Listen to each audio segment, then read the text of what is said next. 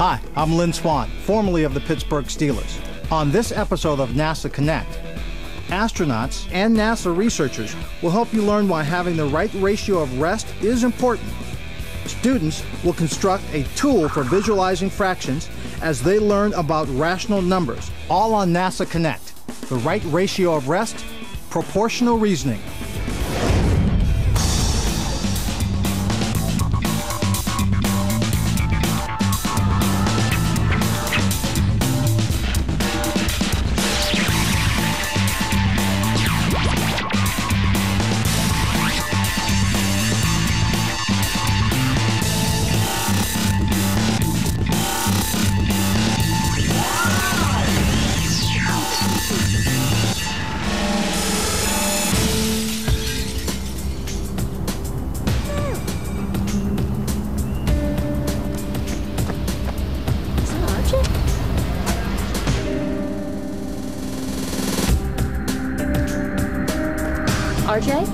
RJ, wake up. Oh, hey, Jen. How you doing? RJ, I'm doing fine. The question is how you're doing. You look beat. Are you okay? I've just been really tired lately. I even fall asleep in class. You know what? Today my teacher had to wake me up. You're kidding me. That's not good. RJ, what's going on? Track meets and practice keep me pretty busy, and I've stayed up late every night doing my homework. I mean, it's hard for me to get up in the morning, and I can't seem to keep my head up during class. I mean, I'm beat. RJ, you know, if you keep going like this, you're going to burn out. Now, you know, have you ever heard of the term biological clock? Isn't that where your body has to be in sync? Sort of. A more scientific way of talking about your biological clock is the term circadian clock. Now, this is when your sleep period and your activity period are coordinated with the environmental dark and light cycle. The circadian clock acts as a master control to ensure that the various systems of the body, the nervous system, the respiratory system, the cardiovascular system, and others, work together. Now, if your clock is out of sync, your health and performance will be negatively affected.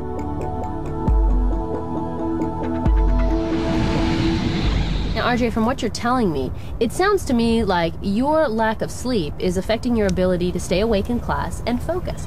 We've already talked about how NASA is researching good nutrition and exercise, remember? Well, you know, NASA's also researching sleep as well. Astronauts on the International Space Station work long hours performing critical tasks. A lot of attention is paid to their sleep schedule. Astronauts don't experience normal dark and light cycles like we do on Earth. How so? Well, in order to stay in orbit around the Earth, the ISS travels close to 17,500 miles per hour, or 27,880 kilometers per hour. The ISS orbits the Earth about 16 times every 24 hours. That means the astronauts experience a sunrise every 90 minutes. Now consider what astronauts will face when we return to the moon. Once the sun rises on the moon, it won't set for a week, and then it will be dark for an entire week. Get this, during missions into space, astronauts can lose up to 2 hours of sleep per night. Now, after a 2-week mission of orbiting in space, they've accumulated such a sleep deficit, they are fighting for a bed when they get home. So you see, RJ, your extreme schedule has you facing a circadian challenge, much like the astronauts do, on a much smaller scale. Wow, I'm facing a challenge like the astronauts. You know, RJ, I have a great idea. Why don't you search the internet for some more information on the circadian clock? And make sure that your information comes from reliable sources like the NASA portal. You know, speaking of NASA, I bet you could contact some NASA researchers and find out what NASA is doing in this field. Bet you could get some really great information. Okay, Jen, I'll get on it when I get home. Don't forget your homework, and please get some rest first. Oh, sure. Yeah, I'll let you know what I find out. See you later. Okay. You know, lack of rest and sleep is an issue for many people. Think about spring and fall when we change our clocks. Do you have difficulty adjusting to the new time? How about when you go from your summertime routine to your fall school routine? Now, if you're like most kids in the summertime, you stay up late at night and you might sleep later in the morning. Do you have trouble adjusting your biological clock for school?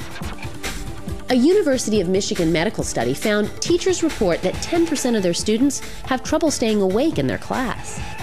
Are you one of these students? Well, while RJ does his research, here are a few things you and your teacher need to know about today's NASA Connect program. During the course of the show, your teacher will stop the program and ask you several inquiry-based questions. This is your time to explore and become critical thinkers. And here is Derek with your first question. Our friend Norbert is from the planet Norbania, where a normal day, or a light-dark cycle, is 24 hours, just like it is here on Earth. One day, he and his dog Zot decided to visit other bodies in our solar system on their space scooters. They visited Mars, Europa, and Neptune. Mars has a light-dark cycle close to that of Earth. Europa, a moon of Jupiter, has a light-dark cycle of about 85 hours, and Neptune has a light-dark cycle of about 16 hours. Norbert and Zot are from a planet with a 24-hour light-dark cycle. So what are some of the sleep challenges they will face as they explore these other bodies? Teachers, now it's time to pause the program and discuss this with your class. So, how'd you do? We'll get back to Norbert and Zot a little bit later in the show, but first, let's see how RJ's doing.